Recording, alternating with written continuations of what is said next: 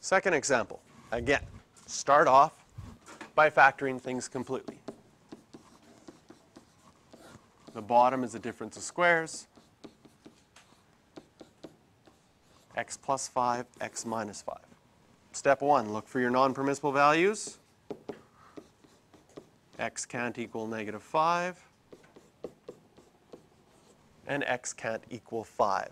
Both of those, since they don't simplify, will be vertical asymptotes. You'll have a vertical asymptote at x equals negative 5 and a vertical asymptote at x equals 5.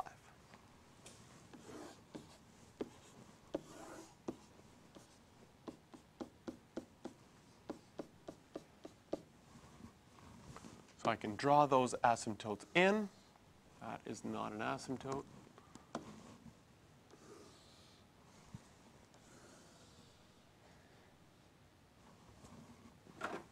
At x equals negative 5 and x equals 5. Step 1 completed. Step 2, we're going to look for horizontal asymptotes or oblique asymptotes.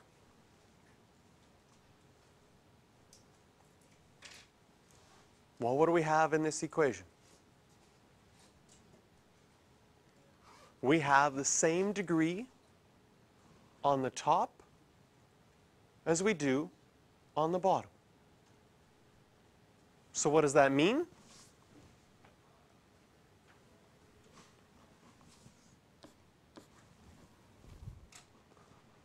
We're going to have a horizontal asymptote.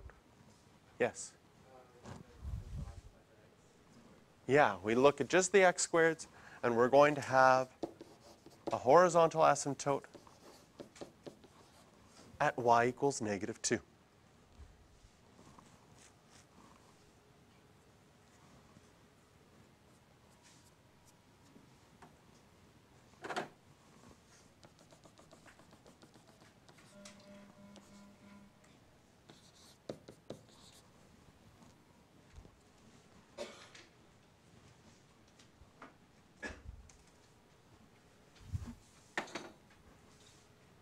Excellent. Step 3.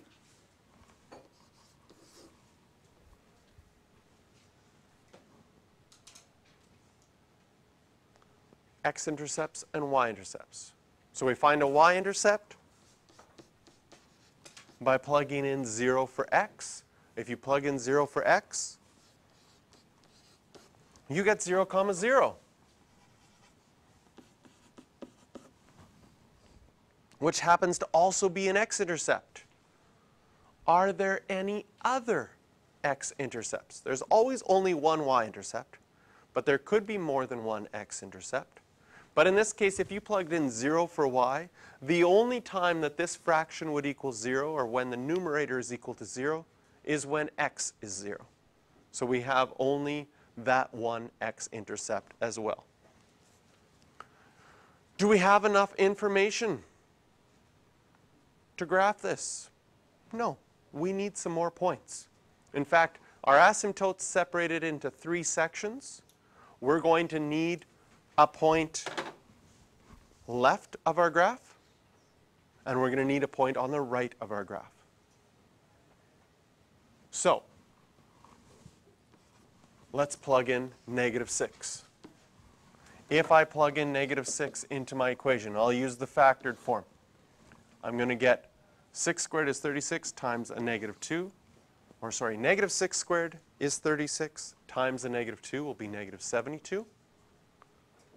And plug in negative 6 here, I will get negative 1, negative 6 there, negative 11.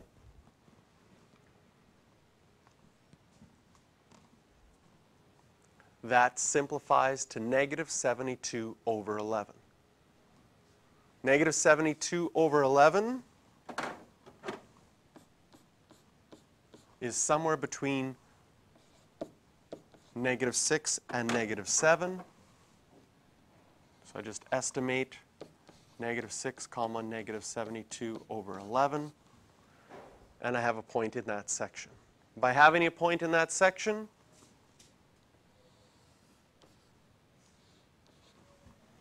I have enough information to graph it towards the asymptotes.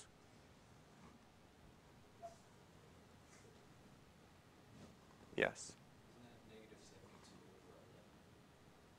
Negative 72 over 11. Yes.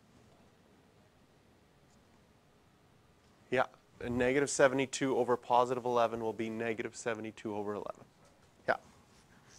And if you plugged in positive 6, you'll still get negative 72 on the top. And on the bottom now, if you plug these things, plug in positive 6, you will get 11 here and positive 1 there.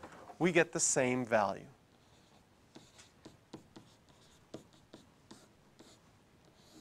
Whoops, that doesn't look good. Towards our asymptotes.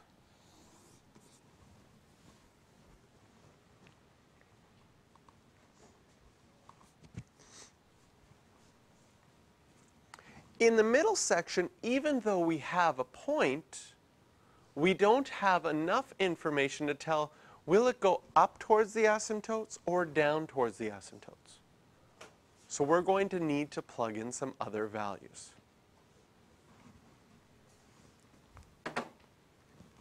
What value would you like to choose?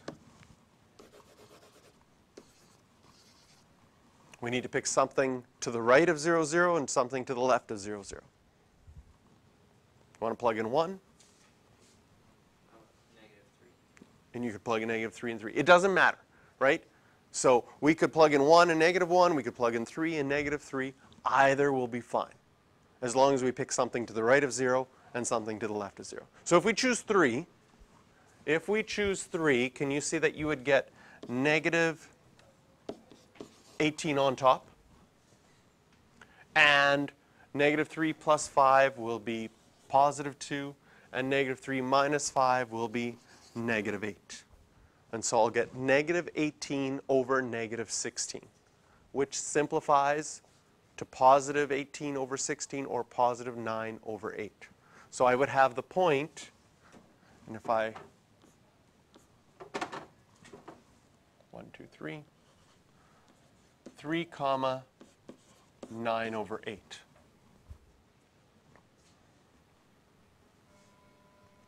And if we plugged in negative 3, I'll get negative 18 on the top, and negative 3 would give me positive 2 there and negative 8 there. It's also negative 18 over negative 16. So I will have that same point over here. And since there are no more x-intercepts, that tells me this graph has to go up towards these asymptotes. It can't go down towards the asymptotes because then I would introduce another x-intercept. So your x-intercepts are very important for telling your graph which way it's going to go. A couple of things I want you to notice about this graph. First of all, if we look at the original equation, we had x squareds. With x squareds, okay, when you plug in a positive number or a negative number, can you see that it's going to be the same? That's why we have symmetry in this graph. When you plugged in negative 6, you got the same answer as when you plugged in positive 6. When we plugged in negative 3, we got the same answer as we plugged in positive 3. That's because of those x squareds in that equation. Yes? So the reason you made it go up was because there's an asymptote below it, right? The asymptote below it, I could have made a graph that it goes through that asymptote.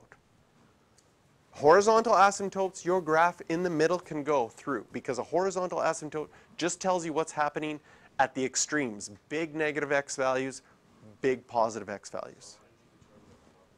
We had to plug in those other points. We got 3 and we got 9/8. And because we know there are no more x-intercepts, if I go from 0, 0 to 3, 9/8, and then I go back down, I'd introduce another x-intercept. And that would not be allowed. So that's how I knew it went up. Okay?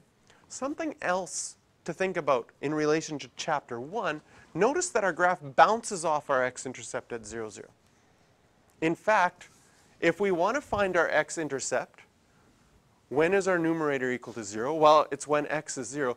Do you see that that has a multiplicity of 2? Because we have an x squared. And when things had a multiplicity of 2, they bounced off their graph. So it's another connection you can make to something we've done before. All right, question number 4 for practice.